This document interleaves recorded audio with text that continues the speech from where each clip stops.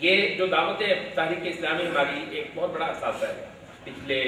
60-70 سال کا پاکستان کے اندر تحریک اسلامی، جو بعد ازاں جماعت اسلامی، تنظیم اسلامی، تحریک اسلامی اور اس کی بہت ساری سبسڈری کی صورت میں مطلب ہے کہ ہمارے سامنے آئی ہے۔ مصر کے اندر اخوان المسلمین، پھر اس سے آگے جو ہے وہ یہ طلیعہ جسے آپ شام میں دیکھتے ہیں، اس کے بعد الجماعہ الاسلامیہ، الجماعہ الاسلامیہ المسلحہ، الجہاد الاسلامی وغیرہ وغیرہ، مطلب ہے کہ یہ لوگ بہرحال آئے میدان میں، لیکن آپ دیکھتے ہیں کہ اور یقینی طور پر ایک بہت بڑا کنٹریبیوشن جو ہے وہ ہوا ہے۔ اس کے باوجود یہاں پر ہم یہ دیکھتے ہیں کہ وہ بہت سارا جو میس تھا، جو گند پڑا ہوا تھا 3-4 صدیوں کا، ہمارا 5 صدیوں کا، دیکھیں اس کو صاف کرنا ضروری تھا، اس کو صاف کرنا ضروری تھا۔ یہ ہمارا جب مکان گرا تو یہ بالکل ایک بہت گمراہ کن سوچ ہوگی یہ کہنا کہ مغرب کے لشکر آئے ہم پر چڑھ دوڑے اور ہمارا مکان گر گیا اور ہماری خلافت اور ہماری سلطنت اور ہمارا اقتدار اور ہمارا جو مسلمانوں کی جو ایک اجتماعیت تھی وہ دھڑام سے گر گئی۔ بھائیو، یہ نہایت گمراہ کن قسم کا ایک تجزیہ ہوگا، بہت غلط انالیسس ہوگا۔ ہمارا المیہ ایک داخلی المیہ تھا، ہمارا بحران ایک داخلی بحران تھا۔ وہ ایک بہت بڑے اس دور کے مفکر ہوئے الجزائر کے مالک ابن نبی، کہا جاتا ہے کہ یہ جو سماجی علوم ہے مسلمانوں میں سے ابن خلدون کے بعد شاید عالم اسلام کا بہت بڑا نام مالک ابن نبی ہے، تو وہ کہتے ہیں کہ قوموں کی ایک حالت ہوتی ہے قابل استعمار ہونا،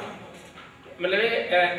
استعمار کے قابل ہونا نا، یعنی جیسے کہتے ہیں نا کہ ایک چیز جو ہے وہ اسی چیز کے لیے اس وقت تیار ہے۔ تو وہ کہتے ہیں کہ جب مغرب کے لشکر ہم پر آئے اور چڑھے تو دراصل یہ قومیں اس حال میں تھیں کہ کوئی آئے اور ان پر چڑھ جائے اور ان پر سوار ہو جائے تو یہ اس کو اپنے کندھوں پر سوار کر کے تو کرا کرتے رہے، تو یہ قابل استعمار حالت میں تھی۔ تو ضرورت یہ تھی، اچھا وہ جو مسائل تھے، وہ جو گمراہیاں تھیں ہمارے اندر پڑی ہوئی، وہ بہت ہی بنیادی قسم کی گمراہیاں تھیں۔ وہ شرک تھا، وہ بدعات ضلالت تھیں جنہوں نے ہمارا امت کا ستیاناش کر دیا،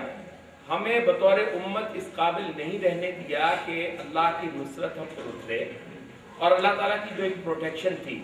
جو حفاظت تھی ہم پر، وہ ہم پر سے اٹھ جائے، یعنی ہم گویا یتیم ہو جائیں۔ تو اللہ تعالیٰ کی پروٹیکشن اٹھی ہم پر سے، اور اس کے بعد ہم اس قابل ہوئے کہ دنیا جو ہے وہ ہمیں لے لے۔ تو استعمار کا آنا جو ہے وہ ہمارے اس پورے المیے کی تفسیر نہیں ہے، بلکہ وہ تو ایک فیکٹر ہے کہ جیسے آپ کہتے ہیں نا کہ ایک درخت جو ہوتا ہے وہ اندر سے اتنا کھوکھلا اور سوکھ جاتا ہے، کھوکھلا ہو جاتا ہے کہ اب وہ کھڑا تو ہے۔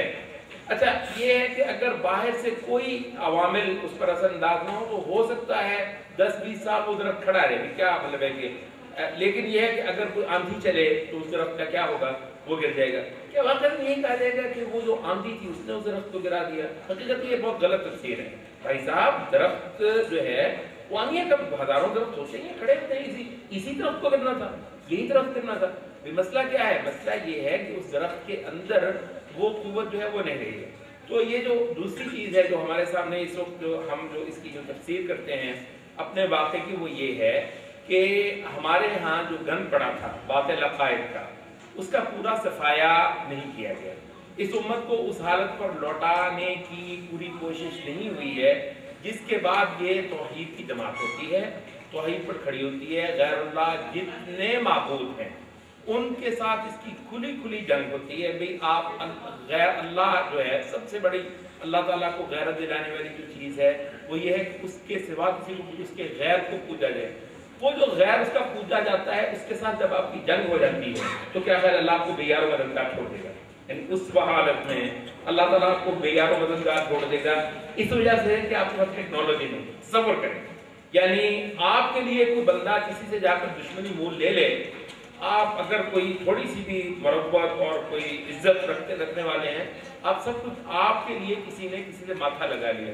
بھی اللہ مالک الملک کے لیے آپ کسی سے ماتھا لگا لیں کہ وہ اس کے ماں سوا پوجے جا رہے ہیں، ہم نہیں چھوڑیں گے ان کو، ہم ان کی بندگی نہیں ہونے دیں گے، ان کی عبادت نہیں ہونے دیں گے۔ دنیا بھر کے تابوتوں کو، تابوت کی ہر صورت کو، شرک کی ہر صورت کو آپ مطلب چیلنج کرتے ہیں